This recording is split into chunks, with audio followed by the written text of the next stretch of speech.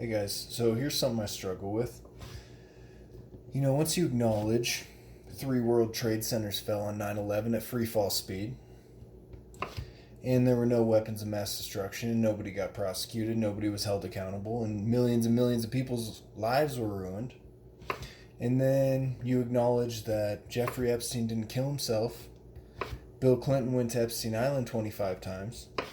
And I could go on, but just like looking at those few things, how do we act like anything is real?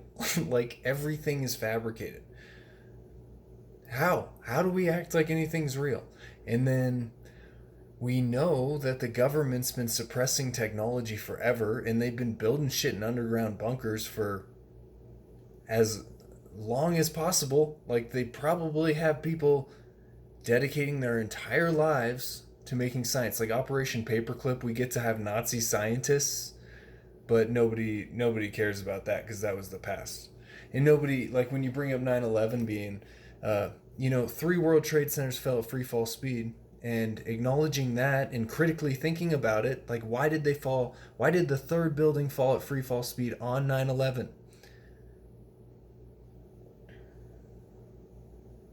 Anyway, so I get really frustrated with it. Like why don't people acknowledge this? And why is it okay that the media keeps manipulating shit? Why is it okay that these people get away from things? Why do people protest so much and so passionately while ignoring these big ass things? And so much of our society is, hey, you should fight that guy because he has a different I statement. An I statement is an identity, and an I statement's like, I have this. I think this. I'm from here. I like this. And all these I statements are, you're supposed to, by societies, wants you to be separated from your neighbor. You should hate your neighbor, but don't focus on Epstein's friends.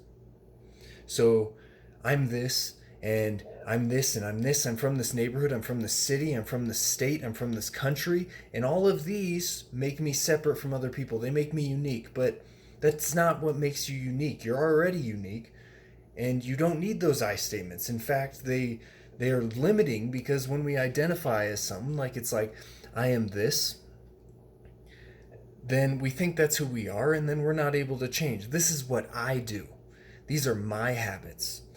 And then we can't change. And that's another thing that holds people back. I can't change my mind. This is how I think. But that's not good. And this is another thing that bugs me, is this is how I identify. And if you don't get it right, how, like when I say this is my I statement, and you say like transgenderism, if someone says like this is my pronoun, and then and I said to them, I don't agree with that, and then that person gets emotionally upset, they're giving their power away. They're saying, I need your opinion to agree with mine, or else I'm not whole. In the fundamental, listen to this, the fundamental baseline of what you should expect someone to think of your opinion is, I don't agree with that, and you're dumb, you're wrong. Like that if you expect that and it doesn't take your power away, you're just like, oh, well, thanks for sharing your opinion. But I don't need your opinion for my opinion to be valid to me. And you don't need my opinion to be valid for yourself. You know what I'm saying? All this bullshit. They want you to be weak. They want you to be full of chemicals. Why is fluoride in the water? It's fucking bullshit. Organic food's expensive. Salads are expensive. The whole thing's manipulated. The whole shaboodle.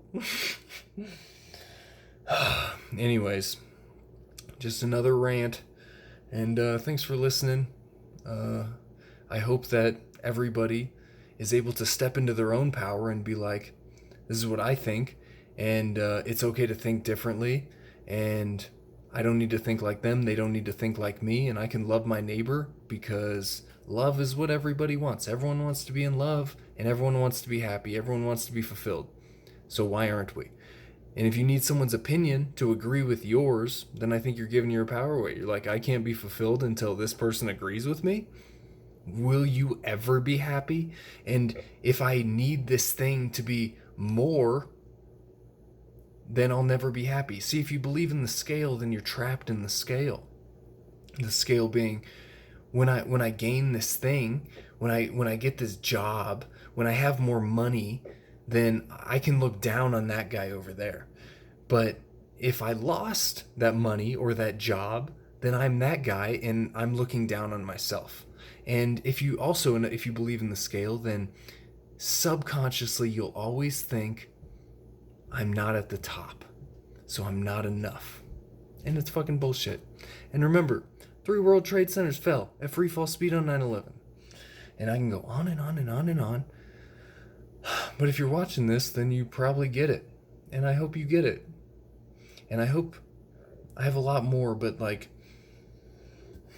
you can't, it's so painful to acknowledge how corrupt the world is. And you're going to really have to mourn how bad it is to be able to move forward with yourself. But I have hope for the future. The future is, I think it's going to be really great. I think we're headed towards a pole shift pretty soon. Aliens will be acknowledged, which it's kind of funny. The government denies aliens for a long time, and everyone's like, aliens don't exist. And then the aliens are like acknowledged by the government, and everyone's just kind of like iffy, like, oh god, I don't know what to think.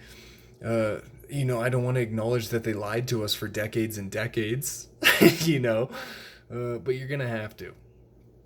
Or not. You don't have to do anything. You can live however you want. I don't care. It's not my business to care about how somebody else lives, because that's stressful and that gives away your power, and that's controlling. And a weakness in the human condition is, I gotta control other people.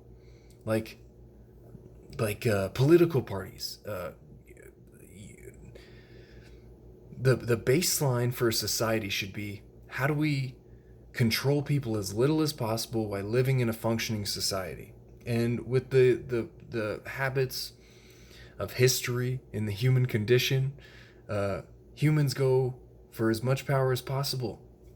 So we got to watch out for that shit. And that makes sense when you look at like Bill Clinton and Epstein and Prince Andrew being involved with Epstein. Why did Prince Andrew get kicked out of the royal palace for life for his connection to Epstein?